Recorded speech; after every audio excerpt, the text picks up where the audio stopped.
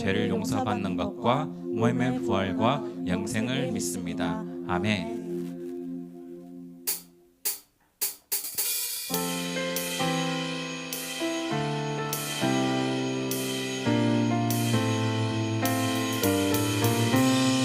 우리의 목마름을 채우시는 주님, 그 주님께로 우리 함께 나아가면서 찬양하기 원합니다. 목마른 사슴이 시냇물 찾아 헤매든 내 영혼, 주님을 간절히 알기 원하네. 구름이 거치면 희망의 태양 떠오듯 주 사랑 내 삶을 환하게 비춰주시네. 주님의 사랑 날 찾아와 어두운 내 눈 밝히시네. 내 영혼 기뻐 노래하네. 주 볼 때 안전한 곳에 날 세우시네. 사슴처럼 뛰게 하네. 무엇을 하든 어딜 가든 주 사랑 나를 인도하네.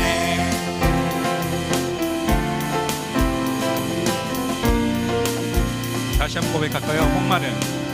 목마른 사슴이 시냇물 찾아 헤매는 내 영혼, 주님을 간절히 알기 원하네. 구름이 거치면 희망의 태양 떠오듯 주 사랑 내 삶을 환하게 비춰주시네.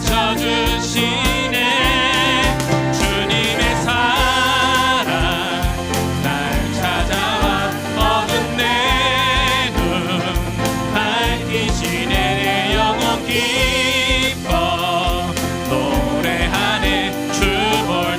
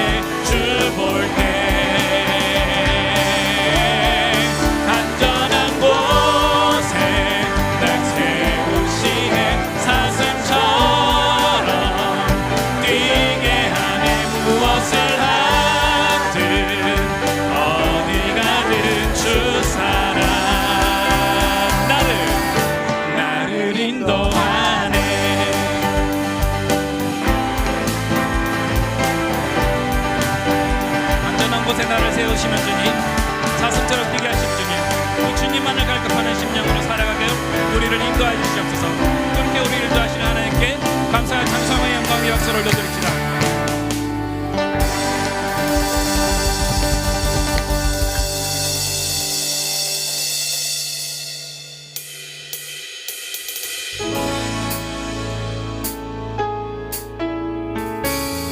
갈급한 심령의 고백들이 우리 매일의 삶 가운데 이어질 것을 소망하면서 함께 계속하면서 찬양하기를 원합니다.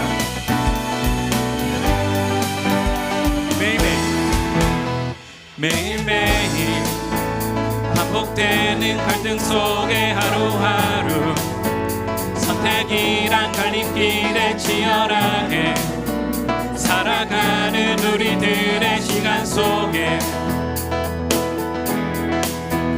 매일같이 사랑이란 이름으로 하루 종일 동행하며 영원으로 이끄시는 진실하신 아름다운 노래하리. 주의 얼굴을 구하는 이 자리 반가운 주의 음성으로 가물어 메마른 우리의 목마름을 채우고 주의 나라를 구하는 이곳은 영원한 주의 약속으로 우리의 마음 우리의 몸이 기뻐합니다. 다시 한번 고백할까요? 매일매일 반복되는 갈등 속에 하루하루 선택이란 갈림길에 치열하게 살아가는 우리들의 시간 속에 매일같이 사랑이란 이름으로 하루 종일 동행하며 영원으로 이끄시는 진실하신 아름다운 노래하니. 이것이 우리의 고백입니다. 주의 얼굴을 구하는 이 자리 반가운 주의 음성으로 가물어 메마른 우리의 목마름을 채우고 주의 나라를 구하는 이곳은 영원한 주의 약속으로 우리의 마음 우리의 몸이 기뻐합니다. 주의 얼굴을 구하는 이 자리 반가운 주의 음성으로 가물어 메마른 우리의 목마름을 채우고 주의 나라를 구하는 이곳은 영원한 주의 약속으로 우리의 마음 우리의 몸이 기뻐합니다. 계속해서 동일한 마음으로 찬양하실 때 덕만으로 찬양하시겠습니다.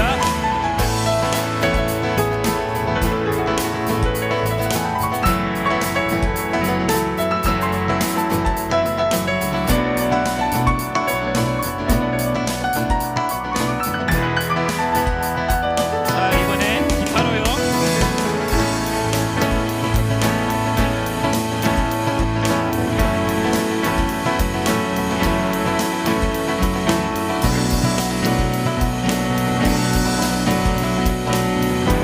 이번에 우리의 목소리로 함께 선포합시다. 주의 얼굴을 구하는 이 자리 반가운 주의 음성으로 가물어 메마른 우리의 목마름을 채우고 주의 나라를 구하는 이곳은 영원한 주의 약속으로 우리의 마음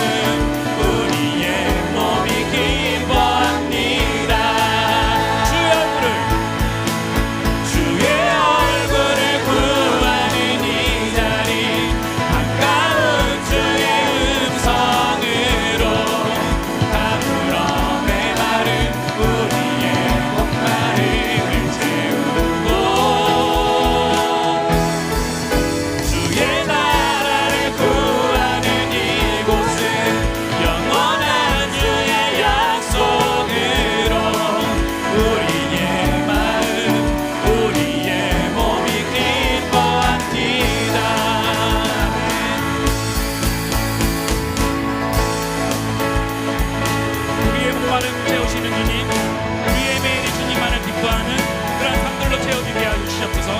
오직 주님의 나라를 꿈꾸는 우리의 모든 삶들이 되게 하여 주시옵소서. 그렇게 우리를 온전케 하실 하나님께 감사와 상도성의 영광의 박수를 올려드립니다. 아멘.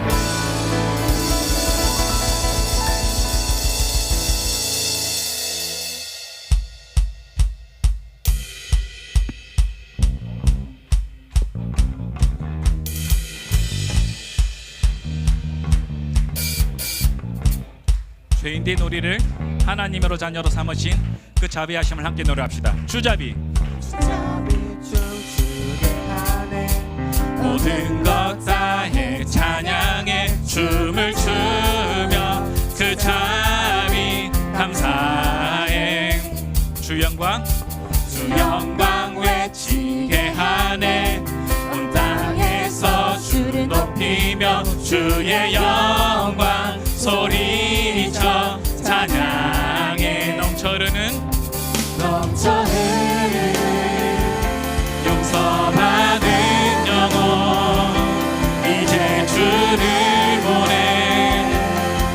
우리 멈출 수 넘쳐 흐르는 용서받은 영혼 이제 주를 보내. 우리 멈출 수 없어. 우리는 춤추는 세대들이 주 크신 자비로 춤추리라. 주의 자비로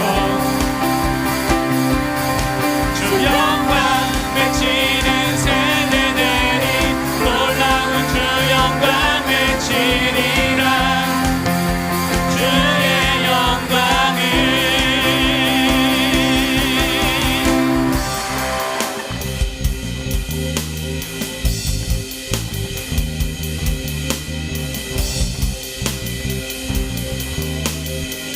다시 한번 찬양할까요?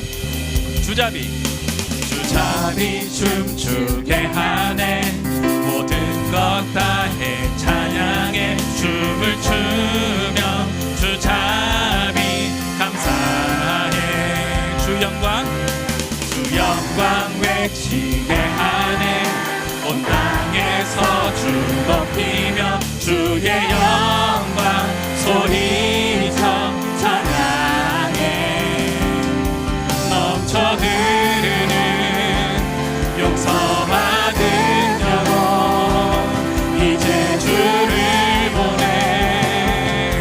우리 멈출 수 넘쳐 흐르는 용서받은 영혼 이제 주를 보내. 우리 멈출 수 없어. 우리는 춤추는 세대들이 주 크신 자비로 춤추리라. 주의 자비로 주 영광 외치는 세대들이 놀라운 주 영광 외치리라. 주의 영광을. 우리는 춤추는 세대들이 주 크신 자비로 춤추리라.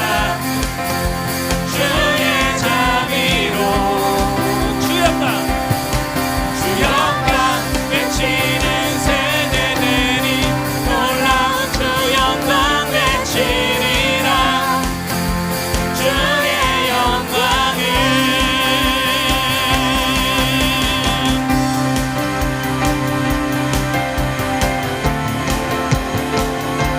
우리가 주님의 자비하심을 입은 자임을 기억하며 믿음으로 살아가기를 결단하는 그 수고를 우리가 멈추게 하기 원합니다. 그러한 이 믿음의 결단과 감사와 찬성을 주님께 올려드립시다. 아멘.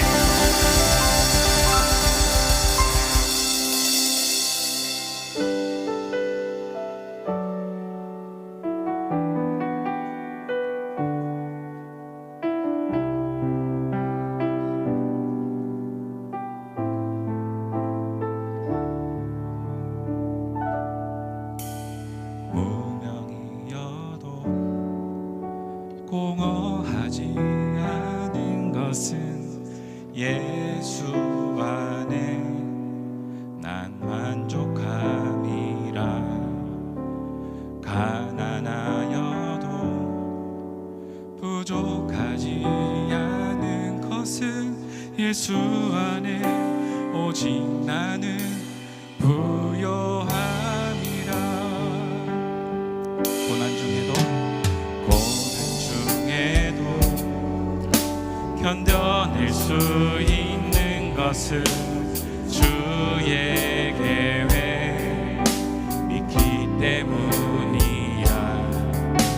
실패하여도 일어설 수 있는 것은 예수 안에 오직 나는 승리함이라. 난 예수로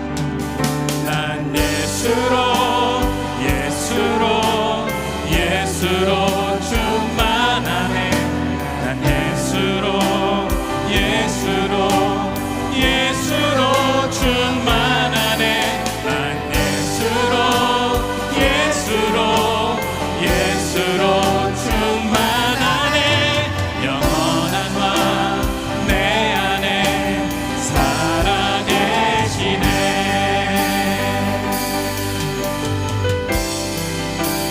내 몸이 약해도 낙심하지 않은 것은 예수 안에 난 완전함이라.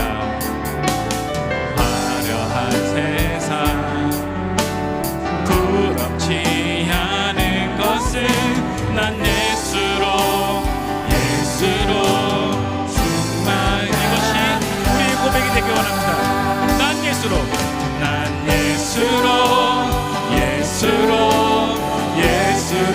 충만하네.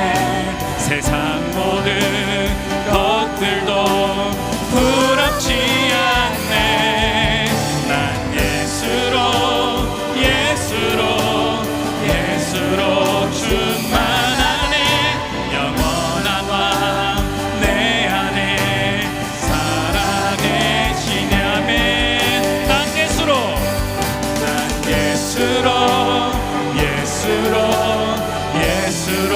충만하네. 세상 모든 풍파도 두렵지 않네. 아멘. 난 예수로 충만하네. 영원한 왕 내 안에 살아. 우리의 믿음을 고백으로 올려드립시다. 우리는 무명하나 유명한 자요. 죽음의 위기 속에도 생명 가졌고 근심하나 기뻐하며 하나하나 다른 일을 부욕해 하는 자로다.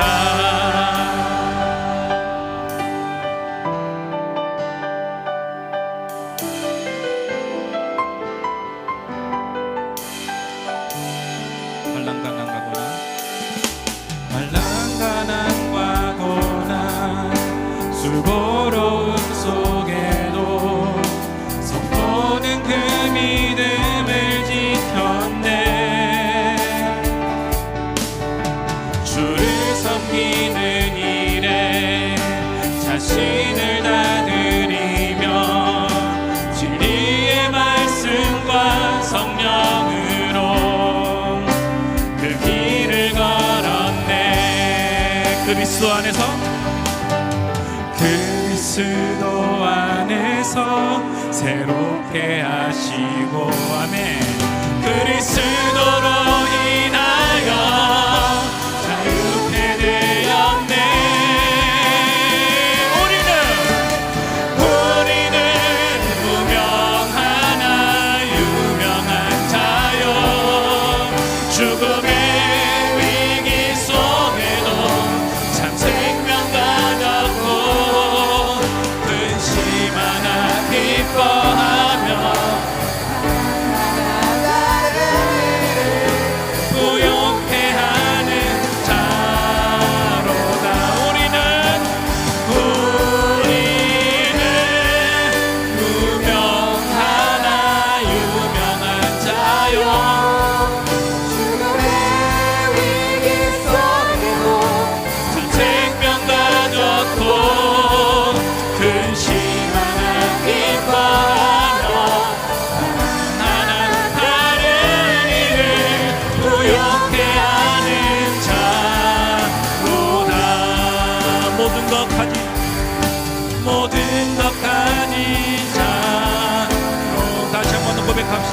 모든 것까지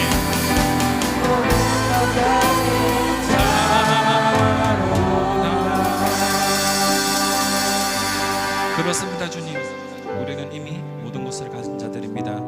세상에 잊을 수 없는 기쁨으로 이미 충만한 자들입니다. 우리 시간 함께 기도하실 때 무엇과도 누구와도 바꿀 수 없는 주님을 더욱더 사랑하는 자로 살아가게 해주시옵소서. 근심하나 기뻐하며 가난하나 단위를 부욕해 하는 그런 하나님의 사람으로 살아가게 해주시옵소서. 계속해서 드려지는 예배를 통해서 목사님 말씀을 통해 이 결단도 우리 가운데 다시 한번 더 새로워지는 은혜들 우리 가운데 있어지게 하여 주시옵소서. 함께 기도하면서 나아가겠습니다. 기도하시겠습니다. 이렇게 우리 가운데 그런 주님의 사랑과 우리를 항상 기억합니다. 주님 그렇게 우리를 살아가게 해주시옵소서. 그래 어떤 것과도 바꿀 수 없는 하나님의 그 무한한 귀한 가치를 우리 삶 가운데 매일매일 간직하며 살아가는 그런 우리들의 매일의 삶들을 위하여 주시옵소서.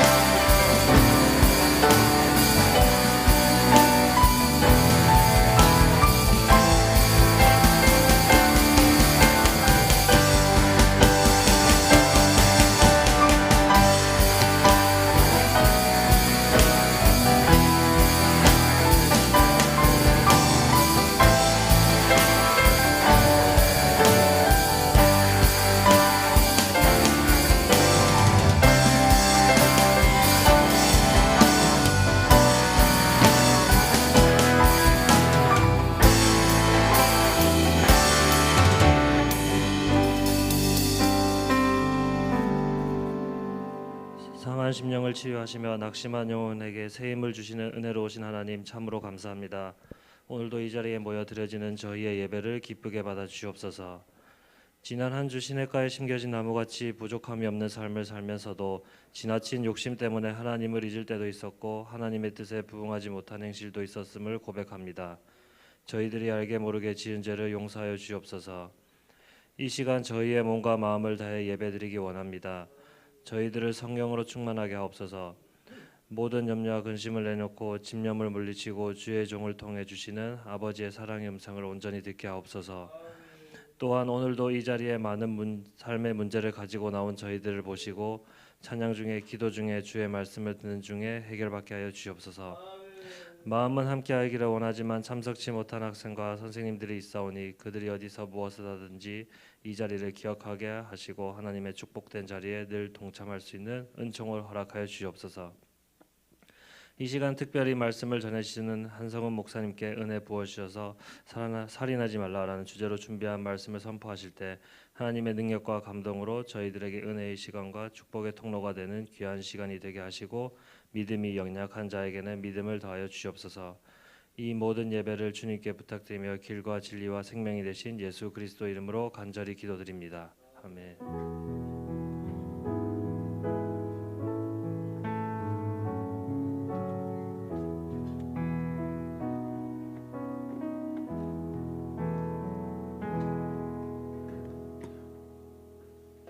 여러분 안녕하세요. 만나서 반갑습니다. 한 주간 어떻게 지냈어요? 많이 바빴죠? 안 바빴다고? 네, 주 안에서 또 우리 삶이 물론 은혜로 잘 인도되고 있다고 믿지만 사실 우리 현실이 만만치 않죠. 그럼에도 내가 모르는 곳에서 주님이 항상 우리와 함께 계시고 인도하고 계시다는 사실을 잊지 않았으면 좋겠습니다. 그것이 오늘도 분명해졌으면 좋겠어요. 아멘. 말씀 보겠습니다. 출애굽기 20장 몇 절일까요? 11절이군요. 11절 길지 않습니다. 무려 본문과 제목이 똑같은 그런 오늘 본문입니다. 다 같이 큰 목소리로 한 목소리로 읽어보도록 할까요? 시작. 살인하지 말라. 예, 오늘 말씀 아주 짧습니다. 성경책 가져온 친구들은 내가 이러려고 성경책 가져왔나 하는 자괴감이 들 수도 있어요. 그런 여러분을 위해서 특별히 성경 갖고 온 친구들에게만 이벤트를 하도록 하겠습니다. 제가 책상을 정리하다가 10,000원짜리 문화상품권 하나를 발견했어요. 다 드릴 수는 없고요. 이제 성경책 갖고 온 친구 중 한 친구를 이제 뽑아서 할 텐데 지금 하지 않고 여러분이 설교 중간에 너무 심심해지고 피곤해질 때쯤 분위기 전환을 위해서 한번 하도록 하겠습니다. 어떤 의미냐? 성경책을 덮고 그냥 가방에 넣지 말라라는 의미죠. 그 성경을 의지하여 말씀을 잘 들었으면 좋겠습니다. 예, 지난주 혹시 말씀 기억나나요? 어떤 말씀이었을까요? 몇 계명이었을까요? 제 5계명이었겠죠. 내용은 누구를 공경하라? 그렇죠. 부모를 공경하라. 지난주 피드백이 좀 많았어요, 목사님. 그래서 어쩌라는 거예요. 어려워요. 그래서 세상 권세에 대해서 순종을 해야 됩니까? 아니면 반항을 하라는 겁니까? 둘 다입니다. 부모를 공경하라라는 말이 단순히 그냥 우리 부모님께 효도하라라는 말 정도가 아니라고 말씀드렸죠. 우리 삶을 둘러싸고 있는 모든 권위에 대해서 그것이 자연 발생적으로 일어난 그러한 권위가 아니라 하나님께서 직접 일으키시고 우리를 통치하기 위해서 세우신 그런 사람들이라는 내용으로 지난주 말씀을 계속 이어나갔습니다. 쉽게 이야기하면 학교의 선생님, 교회 선생님도 마찬가지고 목사님, 또 나가면 법을 집행시키는 경찰부터 교통경찰, 또 우리가 나중에 뽑게 될 정치인이나 국가의 행정가들, 대통령까지 그런 권위들이 그냥 인간이 세운 게 아니라 하나님에 의해서 세워졌다. 그들이 믿던 안 믿던 간에 그것이 하나님의 백성을 통치하는 여러 가지 방식 중 하나라는 것을 잘 기억하고 또 그렇기 때문에 하나님을 존중하는 마음으로 지금 당장 내 마음에 안 드는 몇 가지 부분이 있다 할지라도 순종하는 것이 맞다라고 말씀을 드렸습니다. 하지만 선이 있다라고 했죠. 그런 그들의 요구가, 그들의 통치가 하나님의 뜻을 거스르기 시작한다면 무조건 순종해야 된다? 아니다? 아니다. 저항하는 데까지 나아가야 한다라고 말씀을 드렸습니다. 그런데 그 저항의 방식에도 조건이 있죠. 절대적으로 비폭력적이어야 하고 그것이 어떤 사람들에게 폭력을 일으키거나 복수의 형식이 되어서는 안 된다라고 말씀드렸습니다. 예수님께서 어떻게 말씀하셨다고요? 오른뺨을 맞으면 어디를 갖다 대라? 왼뺨을 갖다 대라. 다시 맞는 한이 있더라도 너의 옳은 것을 꿋꿋이 주장하라. 하지만 그 방식에 대해서는 절대 복수하거나 그 사람에게서 직접적으로 타격을 가하는 방식이 아니라 의를 행하고 의를 실천하고 모범이 되는 방식으로 일을 해야 한다라는 그러한 예수님의 가르침을 우리가 잘 기억했으면 좋겠습니다. 어렵죠. 쉽지 않아요. 그냥 눈 감으면은 모른 척하면은 사실 사는 게 훨씬 쉽습니다. 그런데 그것은 그리스도인에게 주어진 하나님의 사명을 거부하는 행동이에요. 내가 아는 바 하나님의 뜻이 거스러지는 그런 삶을 목도한다면, 그런 환경에 처했다면 어떻게 개선시켜 나갈까, 그것을 어떠한 방식으로 고쳐 나갈까 우린 끊임없이 고민해야 되고 그 방식에 있어서도 어떻게 그것이 가장 그리스도인다운가를 생각하는 것이 그것이 우리의 삶에 주어진 과제라고 할 수 있습니다. 이것에 더해서 이제 지난주 시간상 한 가지 이야기하지 못한 게 있는데 그거에 바로 이 내용이에요. 이 세상에 이제 순종할 만한 권위를 만드는 사명이 우리에게 있다는 거죠. 그러니까 사람이 어떤 권위에 대해서 순종하고 싶은 마음이 드는 그런 사회를 만드는 것은 그 권위자의 그 책임이 있겠지만 실질적으로 그 책임은 우리에게 있다는 것이죠. 다스리는 자와 통치하는 자와 그것의 통치를 받는 자가 서로 화목하게 되는 역할을 우리 그리스도인만 해야 한다. 어떠한 방식으로? 비폭력적인 방식으로, 의를 행하는 방식으로 의를 계속 주장하는, 그렇게 할 수 있는 사람이 우리밖에 없기 때문에, 우리만 할 수 있기 때문에 하나님께서 우리에게 이러한 사명을 주셨다는 것을 잊지 않았으면 좋겠습니다. 진짜 우리한테 우리를 통치하는 사람에 대해서 쉽게 욕할 수 있지만 그 책임이 우리에게 있다라는 사실을 잘 연결시키지는 못하는 것 같아요. 그런데 굉장히 중요하거든요. 자, 여러분, 세상에 많은 목회자들이 칭찬받고 있습니까? 아니면 욕을 먹고 있습니까? 사람들이 저를 보고 칭찬할까요? 욕을 할까요? 대놓고 하지는 못하죠. 대놓고 하지 못하지만 뒤돌아서면 막 손가락질하고 욕하는 게 그게 현 실태예요. 그렇게 된 데에 있어서 그 책임이 목회자에게 99% 있다는 건 제가 동의를 하는데 1%는 다른 데 있어요. 99%는 목회자의 그 책임이 있지만 1%는 누구에게 있을까? 성도들에게 있어요. 왜냐? 목회자로서 사실 말씀을 전하는 자로서 부담감이 있어요. 저도 이 일을 한 10년 가까이 해오고 어떤 본문 말씀을 보면 이런 느낌이 와요. 딱 본문을 볼 때 야 이거 먹힌다. 야 이거 아멘 소리 그냥 나온다.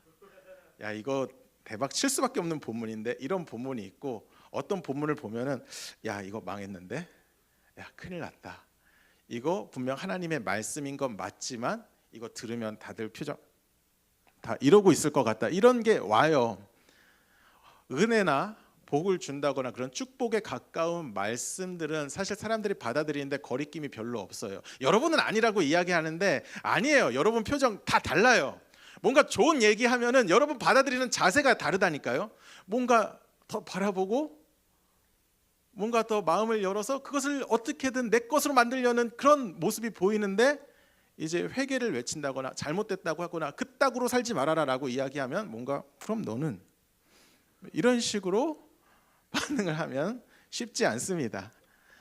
다 하나님의 말씀이고 다 동등한 하나님의 말씀인데 우리가 다 죄인인지라 속히 이야기하면 속되게 이야기하면 이제 대박치는 본문과 그렇지 않은 게 따로 있다는 거죠. 그런데 여러분만 그런 게 아니라 다 그래. 여러분은 그래도 좀 순수한 편인데 세상에 많은 성도들이 그런 거에 대해서 굉장히 거부감을 많이 가지고 있어요. 한 주간 얼마나 힘들게 살았는지 알았습니까?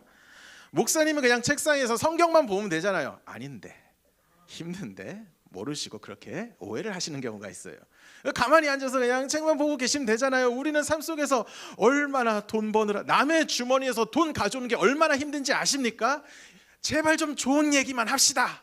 이렇게 말하시는 분들이 굉장히 많아요. 마음에 감동이나 주십시오. 회개나 거리낄까만 그런 얘기는 그만하고 성경에 얼마나 좋은 얘기가 많나요? 축복하는 얘기, 복 주시는 얘기, 앞으로 잘 되는 얘기, 그런 감동을 주시는 것만으로도 충분합니다.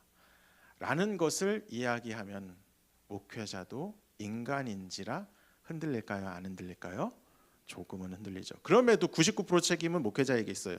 그럴 때 더욱더 하나님의 말씀을 강력하게 전파하는 것이 그것이 우리의 목사로서의 사명이지만 인간인지라 하다 보면 주저하게 되고 뭔가 좋은 얘기를 하게 되고 그게 계속 반복되다 보면은 하나님의 말씀을 제대로 전하지 못하고 결국 성도들의 피드백을 반영하여 그의 말씀을 맞는 말씀을 전하게 되는 일들이 사실 많이 일어나고 있어요. 그러면 안 돼요. 그거는 여러분 책임이 아니라 다 이제 목회자 책임인데 조금 0.0001% 정도 좀 그런 게 있다. 여러분을 욕하는 게 아니라 그런 부분도 있다라는 걸 말씀을 드립니다. 그런데 이게 목사뿐만 아니라 권위자에게도 마찬가지라고요.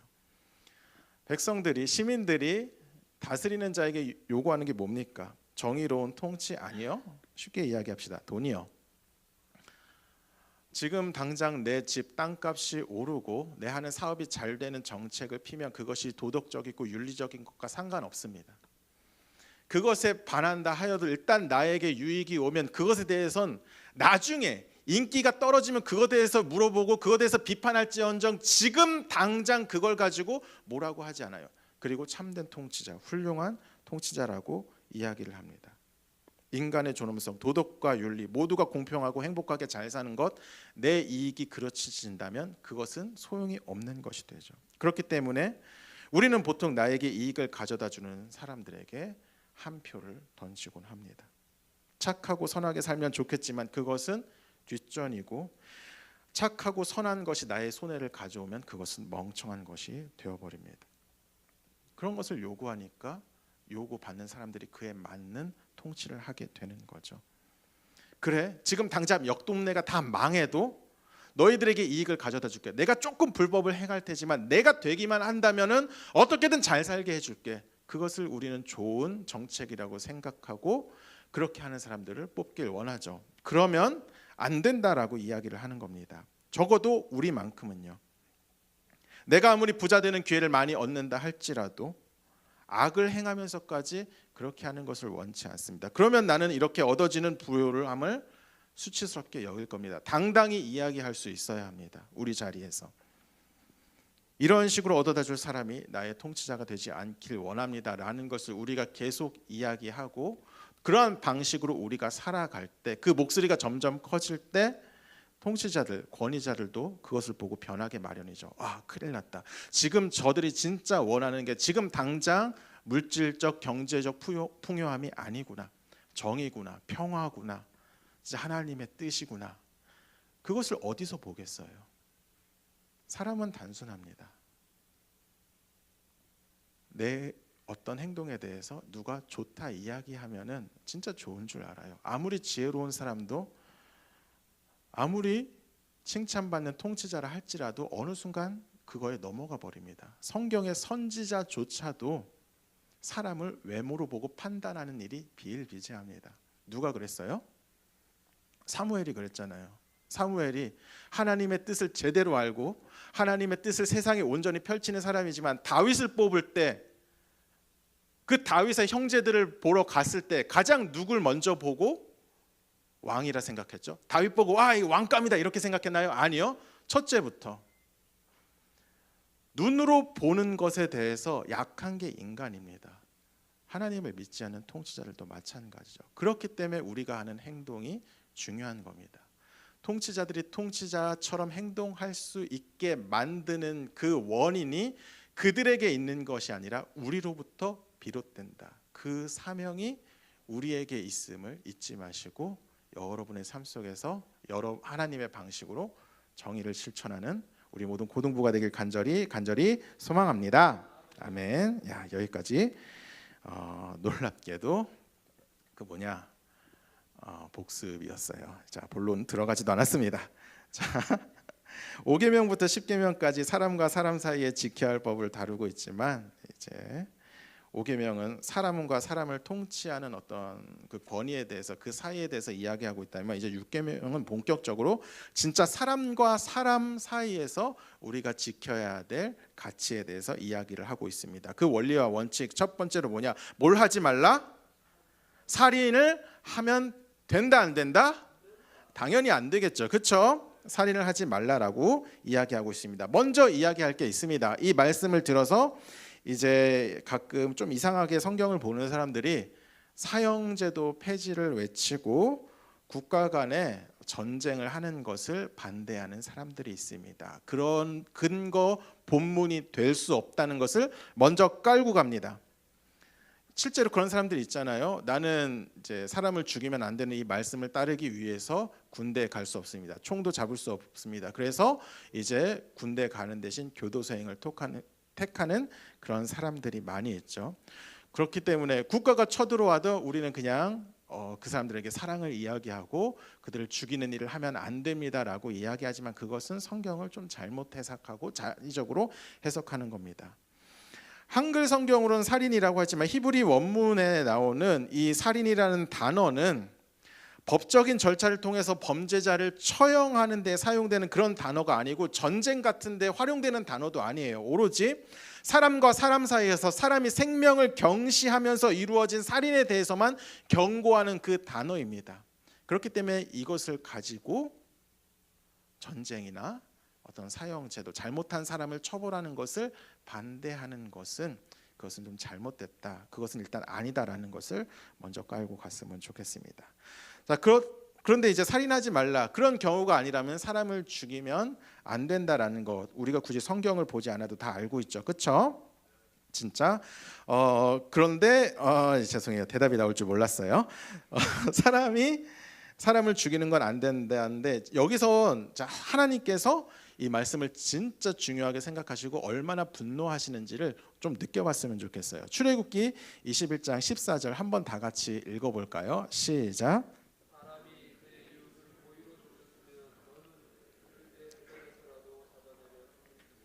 사람을 죽였으면 고의로 죽였으면 그가 예배를 드리고 있는 중간이라 할지라도 당장 끌어내서 잡아 죽여버려라.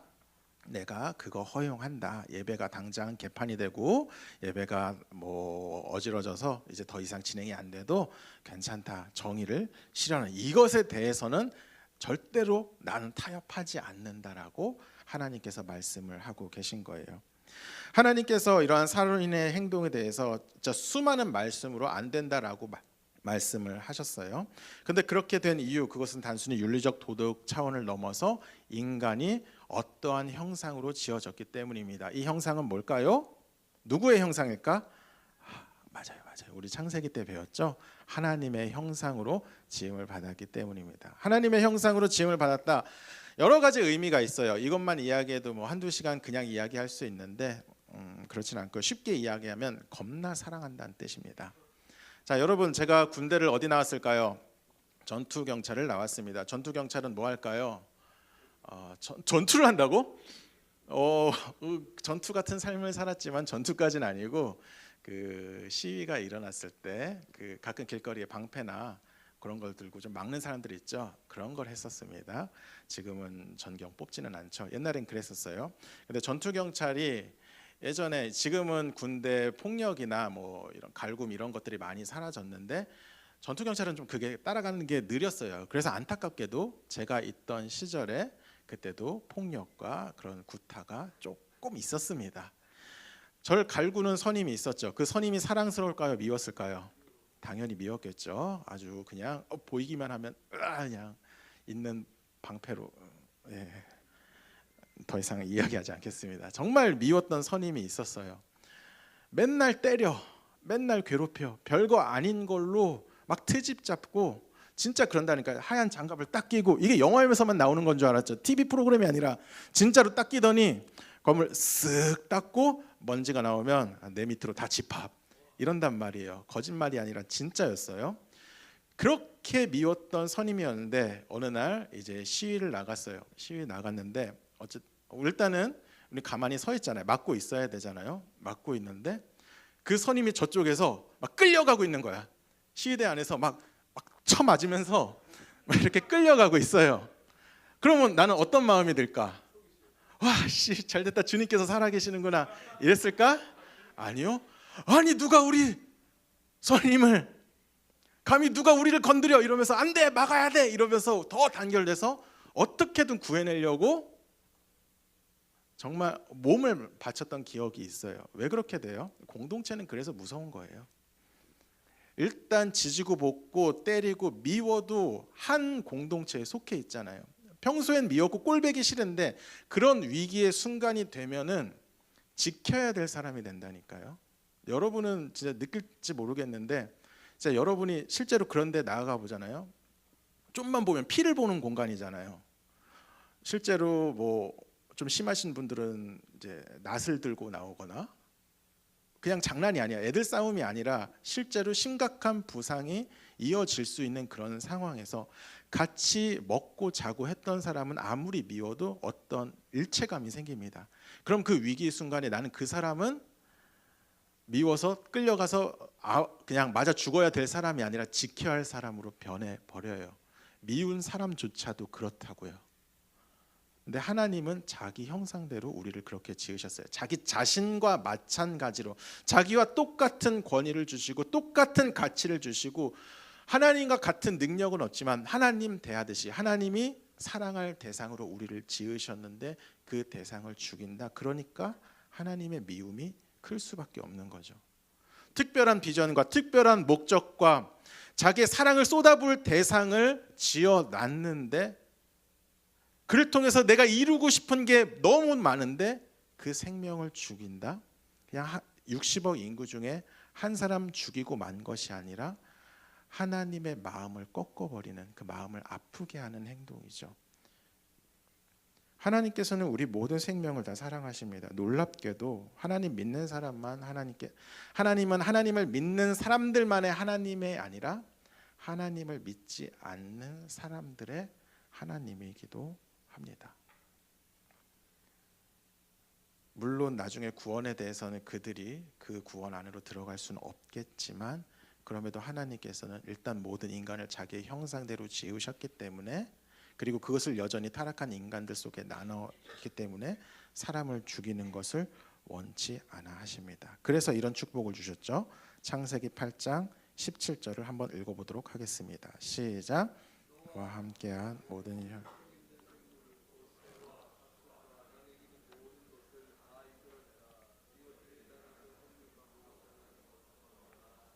성경 본문을 잘못 택했어요.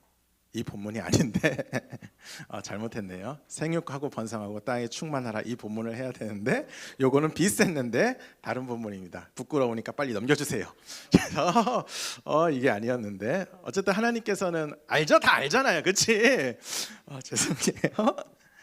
인간에게 어떤 복을 주셨죠? 생육하고 번성하고 땅에 충만하라 그렇게 복을 주셨습니다. 왜냐? 모든 인간에게 다 똑같은 축복을 누리고 그 인간이 죽는 것이 아니라 그 생명이 보존되고 퍼져나가는 것이 그것이 하나님의 기쁨이기 때문에 그렇게 하나님이 모든 생명을 사랑하시기 때문에 살인이라는 행동이 너무도 엄격하게 금지되고 있다는 사실을 우리가 잘 기억했으면 좋겠습니다. 너무도 당연한 얘기를 길게 했어요. 죄송합니다. 근데 넘어가서 우리가 말씀을 볼 때 그 말씀을 그냥 십계명을 볼 때 제가 어떤 원칙이 있다고 말씀드렸죠? 뭐뭐 하지 말라. 그러니까 뭐뭐 하지 않으면 거기서 끝나는 거다? 아니다. 뭐뭐 하지 않는 데에서 끝나는 것이 아니라 뭐뭐 하지 말라라고 말씀하시는 하나님은 도대체 어떤 분이며 그분은 이것을 말씀하신 하나님 앞에서 우리는 어떤 행동을 해야 하나님이 기뻐하실까까지 나아가야 한다. 그렇게까지 우리 생각이 미쳐야 한다. 그것이 십계명을 제대로 이해하는 길이다라고 처음부터 말씀을 드렸습니다. 쉽게 이야기하면 뭐뭐 하지 말라를 모아서 그럼 나는 이 말씀을 들은 나는 뭐뭐를 해야 할까? 거기까지 나아가야 한다는 거죠. 그럼 우리는 이 말씀을 들은 우리는 무엇을 해야 될까요? 이것을 알기 위해서 먼저 예수님의 말씀을 먼저 봤으면 좋겠습니다. 마태복음 5장 21절에서 22절 다 같이 이것도 읽어보도록 할게요. 시작. 사람에게 말한 바 살인하지 말라. 누구든지 나는 너희에게 이르노니 형제에게 노하는 자마다 심판을 받게 되고 형제에 대하여 나가라 하는 자는 공회에 잡혀가게 되고 미련한 놈이라 하는 자는 지옥불에 들어가게 되리라. 예수님께서 이렇게 말씀하셨어요. 단순히 어떤 일을 직접적으로 죽이는 것만 살인이 아니라 그 일을 모욕하고 분노를 쏟아붓는 것도 그것도 살인이나 마찬가지다라고 말씀을 하십니다. 또 성경은 요한일서 3장 15절에 이렇게 이야기하고 있어요. 그 형제를 미워하는 자마다 살인하는 자니 미워하는 것 자체가 살인한다라고 살인으로 이어진다 이야기를 합니다. 하나님께서 성경을 통해서 예수님을 통해서 왜 이런 말씀을 우리에게 전해주셨을까요? 너 살인했어. 그러니까 너는 살인자야. 너는 다 죽어야 돼. 이렇게 하려고? 아니에요. 하나님께서 살인하지 말라라는 그 말씀의 원래 의미를 드러내기 위해서 그런 겁니다. 하나님께서 우리를 사랑하셨듯이 우리가 서로를 사랑하는 것이 그것이 하나님의 뜻이기 때문에 그렇기 때문에 하나님께서는 이러한 말씀을 하실 수밖에 없는 거예요. 그러니까 너희가 서로 안 죽이는데 미워하고 서로 대립하면 그게 무슨 소용이냐라고 말씀을 하고 계신 거예요. 너희들 서로 사랑하라고 최소한의 법을 너에게 줬어. 그런데 그것만 지키고 더 안 나가? 너희는 서로 죽인 거랑 별반 다름없는 삶을 살고 있는 거야. 그러지 좀 마. 제발 내 뜻을 헤아리고 내 사랑을 깨닫고 서로 사랑하면서 살았으면 좋겠다라는 그 간절한 의미에서 하나님께서는 이 일을 이런 말씀을 하고 계신 겁니다. 그렇기 때문에 우리는 살인하지 말라라는 그 말씀의 목적에 따라서 그냥 누구를 죽이지 않고 누구를 폭력을 행하지 않는 것으로 끝나는 것이 아니라 사랑하는 데까지 나가야 하는구나라는 것을 잘 기억했으면 좋겠습니다. 근데 이게 쉽다 어렵다? 어렵다. 왜요? 상대가 날 빡치게 하기 때문이죠. 쉽지 않습니다. 다 이렇게 이야기할 겁니다. 목사님, 저 새끼 좀 보세요. 저 따위 행동하는데 저렇게 행동하는데 제가 어떻게 제가 쟤를 사랑합니까? 저렇게 악한 자식을 생긴 거 보세요. 그렇게 이제 분노가 차올라서 그럴 수도 있지. 외모를 비하가 죄송합니다. 잘못 얘기했어요. 자, 유튜브 잘라주시길 바랍니다. 그런 식으로 어쨌든 우리가 이 분노에는 사실 이유가 있죠. 그냥 분노하는 게 아니잖아요. 정말 말 그대로 제가 방금 실수했던 것처럼 못생겼네? 이러고 화를 내지 않는단 말이에요. 뭔가 나에게 위해를 가하고 나에 대해서 피해를 줬기 때문에 분노하는 마음이 든다 이거죠. 그럴 때 어떻게 해야 되느냐? 이런 사람을 어떻게 사랑할 수 있습니까? 어떻게 해야 하나님의 기쁨이 될 수 있습니까? 라고 다시 반문을 할지도 몰라요. 그런데 성경에 대해서는 이렇게 했을 때 아주 잘 행동한 사람의 모습을 우리에게 보여줌으로써 우리가 어떠한 모범을 따라야 할지 잘 알려주고 있습니다. 시편 69편을 한번 보도록 할 텐데 시편 69편 다윗의 시인데 31절 요거 다 같이 읽어보도록 하겠습니다. 시작.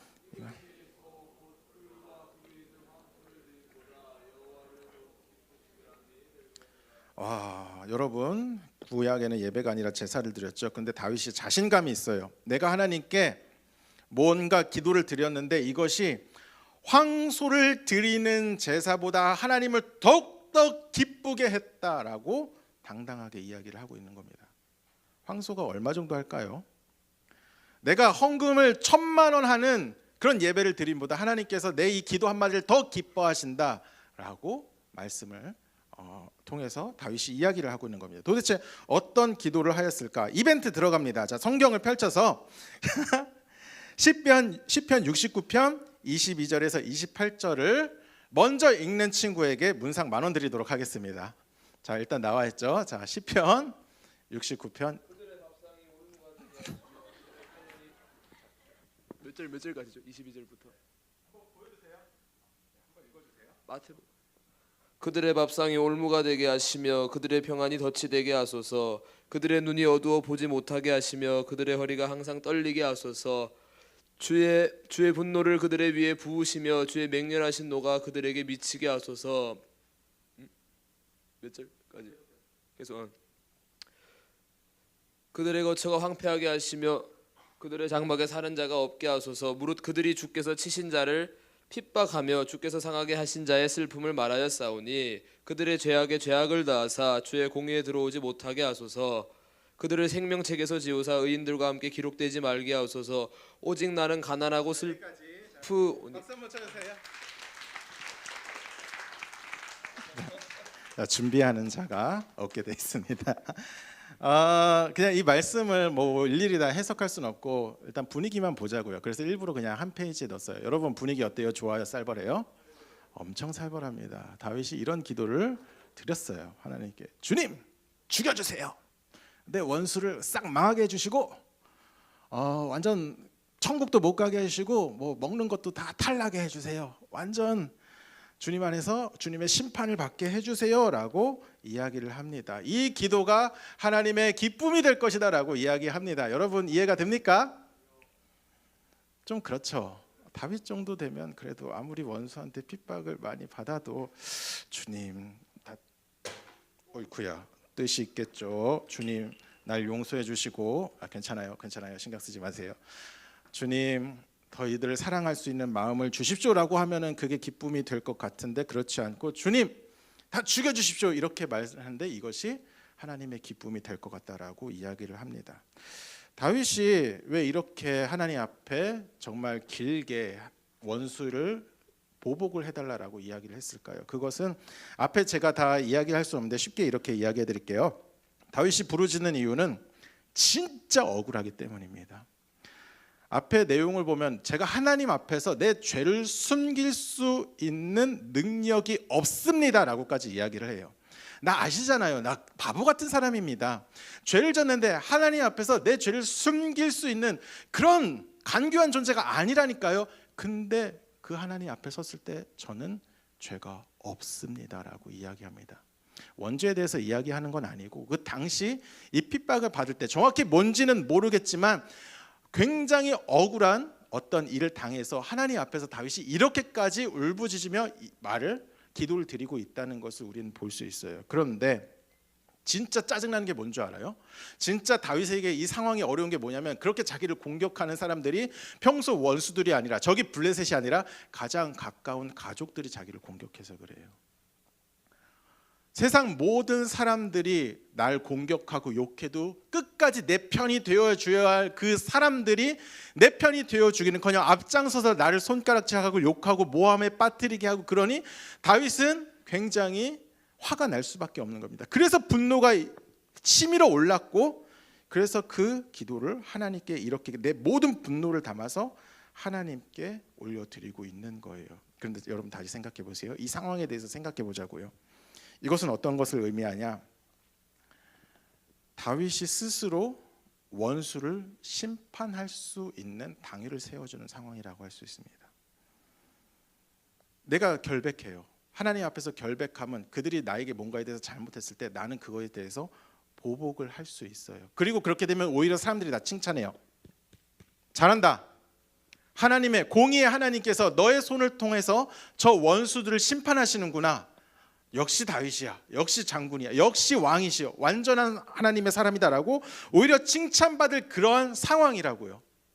내가 하나님 앞에서 죄를 찾을 수 없습니다 말하는 건 내가 스스로 그렇게 할 수 있습니다, 그럴 만한 상황입니다라는 것을 간접적으로 드러내줍니다. 그리고 다윗이 어떤 사람이죠? 힘없는 사람인가요? 핍박만 당하는 사람인가요? 아니, 왕이잖아요. 장군이잖아요. 블레셋에 골리앗을 죽였어요. 블레셋 사람 수천을 죽이고 그를 따르는 용사들의 목록을 보면 다윗도 그래도 뭐 완전한 어떤 장수는 아닐지라도, 비속어가 나올 뻔했어요. 자, 어쨌든 할 수 있다니까요.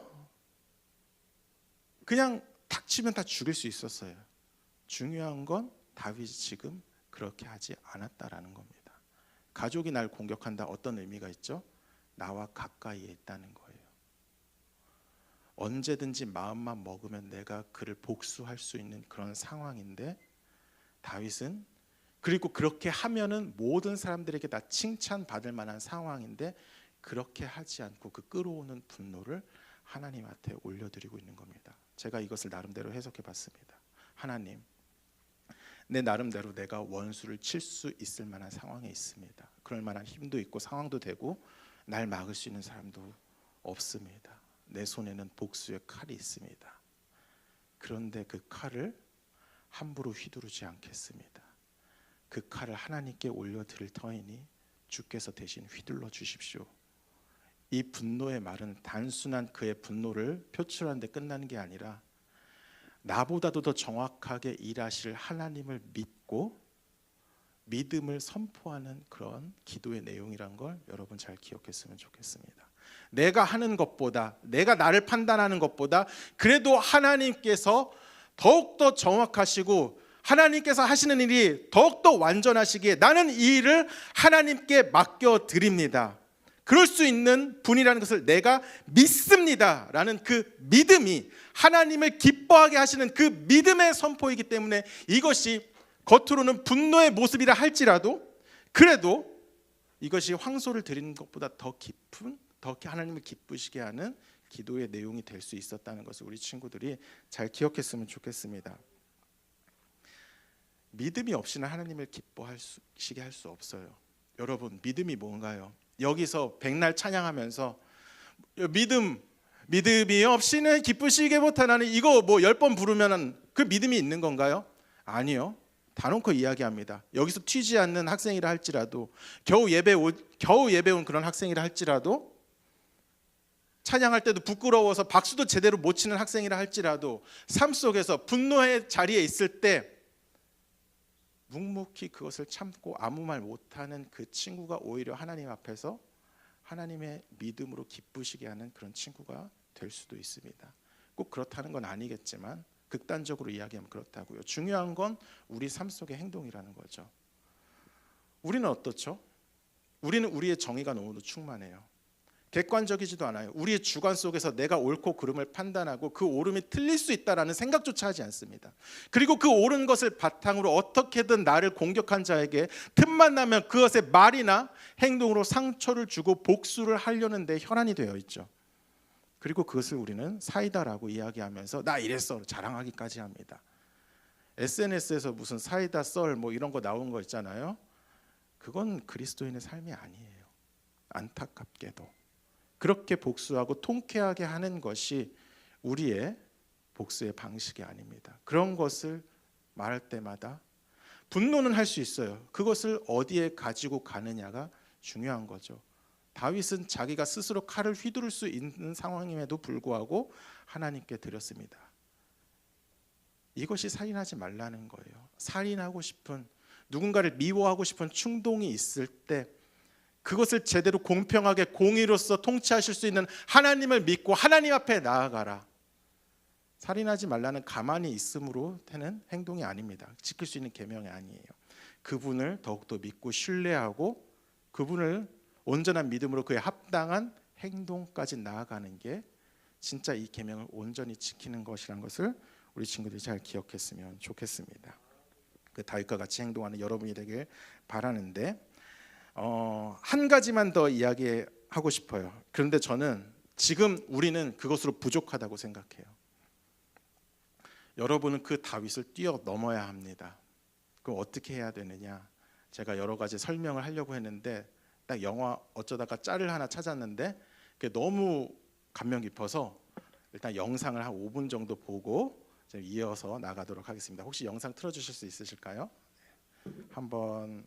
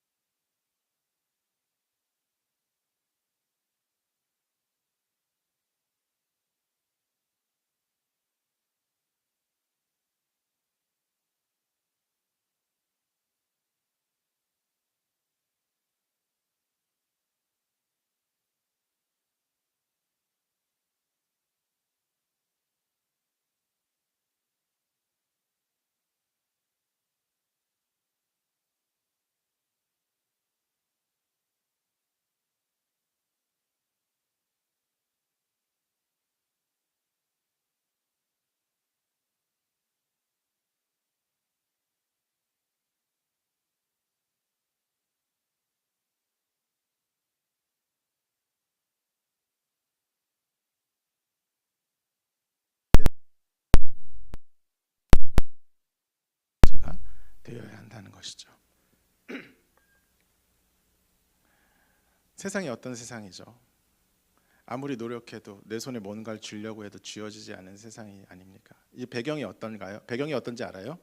이 사람들은 지금 죄수들입니다. 지금 교도소 위 지붕을 닦고 있는 그런 작업을 하는데 간수장에게 이렇게 제안을 하는 거죠. 내가 이렇게 뭔가를 해줄 테니 여기 있는 동료들한테 일하면서 시원하게 마실 수 있는 맥주만 주면 좋겠다. 그것으로 내가 충분하다라고 이야기를 합니다. 자기 동료들을 위해서, 물론 그리스도인이 아니겠지만 같은 똑같은 사람들이 아니겠지만 그것과 상관없이 그들의 마음을 시원하게 해주기 위해서 뭔가를 행동하는 사람. 그때 그 사람들이 어떻게 느끼죠? 주인공 레드가 어떻게 독백을 하나요? 죄수지만 이때만큼은 내가 이것을 마시면서 마치 이 지붕이 남의 지붕이 아니라 내 지붕을 고치는 것 같은 느낌을 받았다라고 이야기를 하잖아요. 마치 나는 자유인이 아니지만 자유인처럼 생각이 되고 그 안에서 내 스스로 내가 내 지붕을 고친 것 같은 그런 마음이 들었다라는 것으로 이야기를 계속 이어나가고 있습니다. 한 번 더 집에 가서 찾아보세요. 여기 나오는 대사 하나하나들이 정말 의미 정말 깊고 어떤 게 진짜 그리스도인인가, 어떤 게 그리스도인답지 않은 건가를 잘 보여주고 있습니다. 그렇습니다. 우리는 어떻게 해야 되죠? 스스로 얻을 수 없는 참된 평안과 안식 같은 거를, 친절함을 누리지 못하는 사람들에게, 아무리 해도 안 되는 그 사람들에게 스스로 얻을 수 없는 것을 하나씩 나눠주는 사람이 되면 돼요. 복음을 전하라는 거 아니에요. 잘못을 저질러서 그럼 지옥 가 이렇게 이야기하는 거 아니에요. 많이 힘들면 힘들지 이야기해주고, 제가 좀 더 노력하면 그래도 좋은 일이 있을 거야, 따뜻하게 말 한마디 해주고 인사 잘하고, 그런 것들 이야기하는 거라고요. 쉽게 할 수 있어요. 물론 많은 부가 있어서 그들에게 그것을 나눠주면 좋겠죠. 하지만 이 일은 지금 우리가 가지고 있는 가슴에 따뜻한 작은 친절로도 할 수 있는 겁니다. 그것으로 우리는 다윗을 뛰어넘는 사람이 될 수 있어요. 천국을 제대로 전해주기 전에 먼저 천국을 느끼게 해주는 사람, 천국에서만 얻을 수 있는 진짜 친절한 사랑과 보살핌과 친절을 베풀 수 있는, 그런 것들을 베풀 수 있는 그런 사람이 여러분이 되었으면 좋겠습니다. 어려운 게 아니고 여러분이 이미 가지고 있는 것을 이용하면 됩니다. 집에 가서 동생 보면 짜증내지 말고 참 귀엽다라고 한마디 해주세요. 굉장히 어렵죠? 그것으로 여러분은 다윗보다 더 위대한 사람이 될 수 있습니다. 찬양할까요? 갑자기 찬양하자 그래서 죄송합니다. 그런 삶을 살아가는 게 쉽지 않습니다. 그럴 때마다 주님과 동행함을 느끼면서, 주님의 마음 느끼면서 닮아가길 소망하면서 그 주님의 마음으로 살아가면 언젠가 우리도 이런 사람이 될 수 있지 않을까 싶어요. 그 마음을 간절히 원하며 이 찬양 함께하기 원합니다.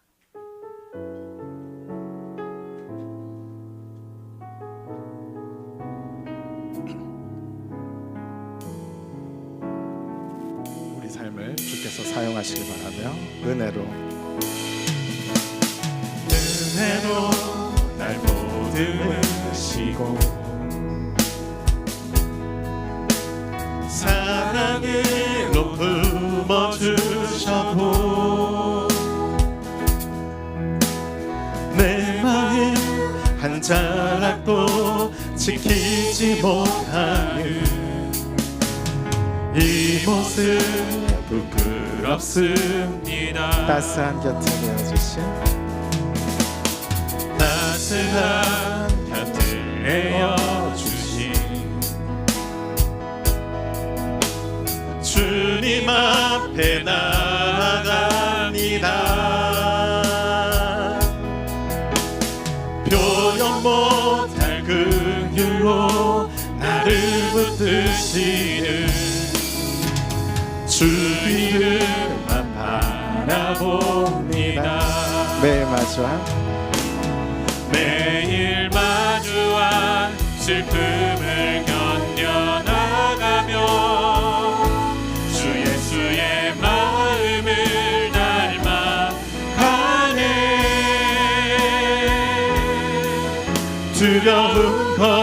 마다 주가 동행하니 주를 지하며 오늘을 걷네. 주의 신실한 소망을 깊이 담으며 주 예수의 풍요를 채워가네. 하나님의 자녀로 명예 지켜가며 깊어진 삶을 우리 한 부분 한 번 더 할까요? 매일 마주한 슬픔을 매일 마주한 슬픔을 견뎌나가며 주 예수의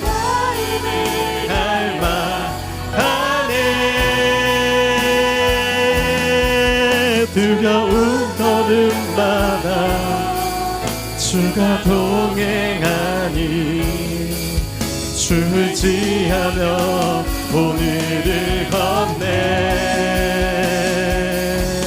주의 신실한 소망을 깊이 담으며 주 예수의 풍요를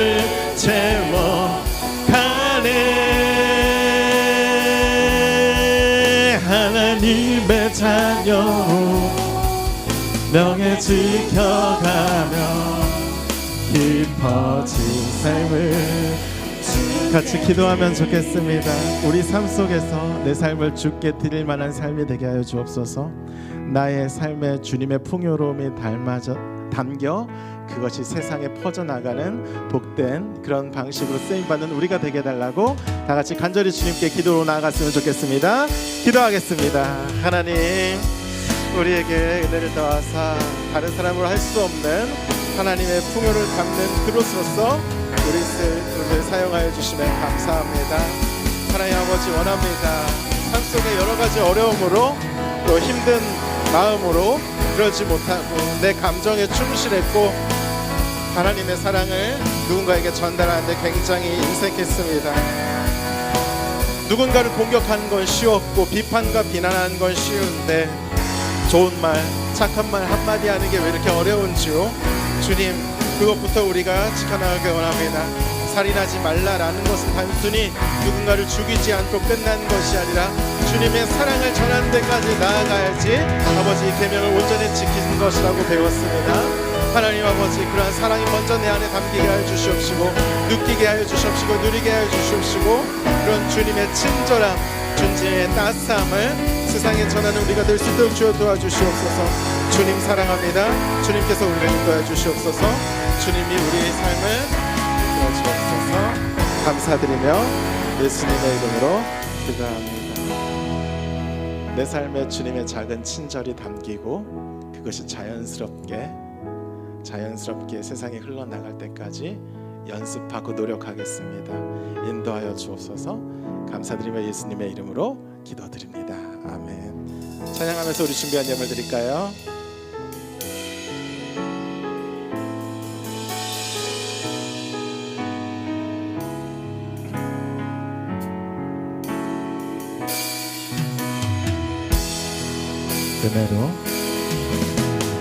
은혜로 날 보듬으시고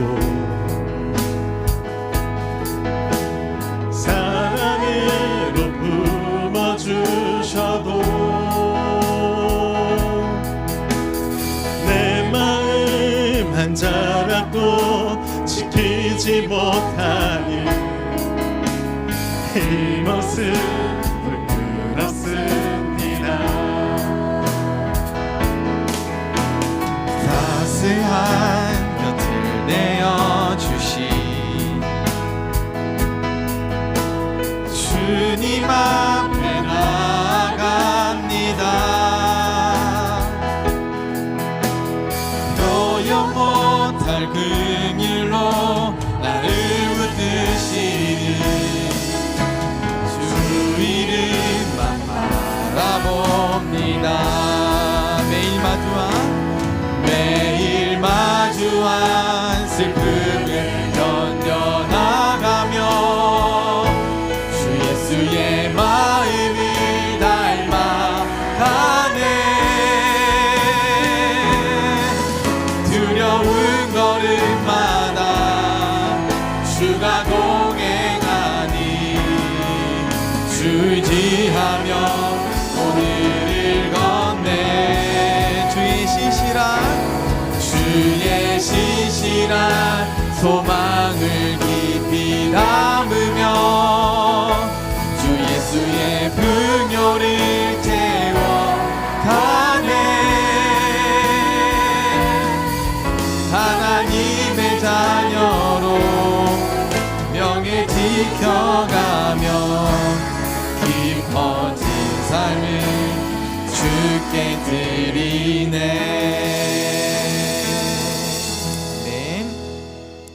네, 광고 말씀 전하겠습니다. 오늘 광고가 조금 많아가지고 네, 빨리 한번 진행해 볼게요. 계속해서 제자 훈련이 계속되고 있죠, 그렇죠? 네, 제자 훈련 받는 우리 모든 학생들은 끝까지 최선을 다해서 초심 잃지 않고 잘 훈련에 임해 주셨으면 좋겠습니다. 오늘 예배가 마친 후에는 마을장 팀장 대상으로 이제 리본데이 브리핑이 있어요. 그래서 우리 마을장 스님 그리고 팀장 스님들께서는 예배가 마친 후에는 행정실로 함께 모여서 브리핑에 참여해 주시면 감사하겠습니다.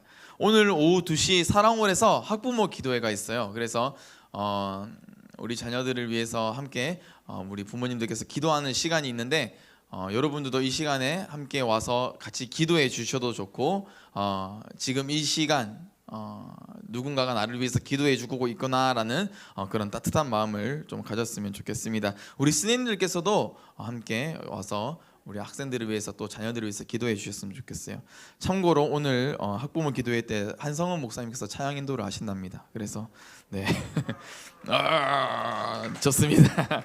네, 학습 교육이 있습니다. 원래는 오후 1시 10층 중그룹실이었는데 조금 변경됐어요. 12시 30분 학습 오늘 받는 친구들 있죠? 네, 학습 받는 친구들은 12시 30분까지 고등부 행정실 지하 1층 여기 바로 우리 사랑홀 비전홀 바로 옆에 있는 고등부 행정실로 와서 교육 받아주시면 되겠습니다. 세례 입교 교육은 다음 주에 있습니다. 절대 빠지지 마시고 교육에 참여해 주세요. 자, 그리고 주부에는 없는 광고인데 여러분 어하나라는 프로그램 들어봤어요 혹시? 어하나라는 프로그램 들어본 친구? 있어요. 네, 좋아요. 원래는 지금 우리 교회에서 어하나 초등부 부서만 지금 어하나가 진행되고 있는데 어하나 YM이라고 해서 우리 청소년들을 위해서 어하나 프로그램을 만들어 보면 어떨까라는 그런 어떤 의견들이 있었어요. 그래서 여러분들의 수요를 조사하려고 지금 이제 한성원 목사님께서 각 마을방 톡방에 링크를 올릴 거예요. 그래서 여러분들 어하나에 내가 만약에 우리 호산나 교회 어하나가 신설되면은 내가 참여하겠다라는 친구들만 거기에 좀 여러분들 이름과 연락처와 이런 것들을 좀 적어주시면 좋겠어요. 어하나는 제가 들었어요. 어떤 모토로 이 어하나 운동을 합니까?라고 물어봤을 때 247이라는 얘기를 해주시더라고요. 그러니까 24시간, 24시간 7일 동안, 일주일 동안 하나님을 생각한다, 하나님과 교제한다라는 그런 모토를 가지고 있대요. 그래서 수요일 7시 반부터 한 9시 그 정도까지 아마 진행될 건데 그곳에 오면은 여러분들이 어떤 성경 말씀 가지고 같이 토론도 하고 또 활동도 하고 그런 시간이 있대요. 그래서 관심만 아니고 진짜 내가 어하나 YM 청소년 부서가 개설되면은 참여하겠다, 나 하겠다라는 친구들만 거기에 좀 적극적으로 표현을 해주셨으면 좋겠어요. 네, 장난스럽게 말고 관심 있는 친구들은 여러분들의 의견을 잘 표현해 주시면 좋겠습니다. 네, 다 링크 받았죠? 네, 좋습니다. 오늘 이후로는 안 받을 거예요. 오늘 이후로는 링크 없어질 거예요. 그러니까 지금 빨리 열어보세요, 여러분. 한번 읽어보세요. 네, 좋습니다. 네, 생일 축하하겠습니다. 아니고. 많아요. 와, 좋습니다. 잠깐, 자 내려놓고, 자 사마을에 우리 등반한 친구예요. 사마을의 김누리. 누리 나와주세요. 네, 제가 팔이 거기까지 안 늘어나요. 자, 누리. 자, 그 다음에 사마을의 윤성민. 네, 쭉쭉 나와주세요. 윤성민. 네, 좋습니다. 성민이. 그 다음에 규남이.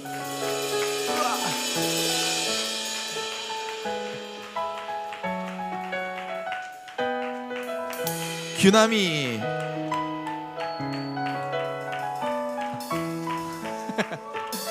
축하합니다. 자, 그 다음에 칠마을의 김민석. 칠마을의 김민석. 그 다음에 김성현. 칠마을의 김성현. 네, 등반일 축하합니다. 자, 그리고 그 혹시 오늘 우리 고등부 예배에 처음 나온 친구 있나요? 그 사마을에는 제가 접수를 그 신고를 받았어요. 박민호 있어요. 박민호? 민호. 민호 우리 호산나 교회 처음 왔대요 오늘. 그 다음에 박선호. 선호. 네. 외에도 오늘 처음 온 친구 있어요? 네, 좋습니다. 거기도 있네요. 일마을에 있어요. 네, 축하합니다. 우리 박수 한번 주세요. 네, 계속해서 우리 고등부에서 같이 예배했으면 좋겠습니다. 생일 축하하겠습니다. 사마을에 이수진, 수진이. 사마을에 수진이 왔어요. 네, 생일 축하합니다. 오마을에 백은지, 은지. 네, 생일 축하합니다. 육마을에 장설인, 설인이. 네, 생일 축하합니다. 칠마을의 지훈이, 빈지훈. 손 들어주세요. 네, 손 들어라니까 숙이고 있어. 네, 생일 축하합니다. 이 시간 함께 자리에서 일어나서 우리 서로를 축복하면서 함께 찬양하겠습니다. 자, 한 주간 또 우리 승리합시다. 네, 하나님의 사랑이 당신의 삶 가운데 가득하기를 축복합니다. 하나님의 은혜가 우리 가운데 가득하길 기도합니다. 한 번 더. 하나님의 사랑이 당신의 삶 가운데 가득하기를 축복합니다. 하나님의 은혜가 우리 가운데 가득하길 기도합니다. 가득하길 기도합니다. 가득하길 기도합니다. 네, 한성원 목사님 나오셔서 축도로 예배를 마치겠습니다. 기도할게요. 이제는 그리스도의 은혜와 하나님의 사랑과 성령님의 교통하심이 하나님의 마음으로 우리의 주위에 있는 모든 사람을 사랑하며 천국을 전파하기로 결단한 모든 심령이 함께하기를 더 간절히 축원하옵나이다. 아멘. 사랑하고 축복합니다. 한 주간 주 안에서 행복하세요.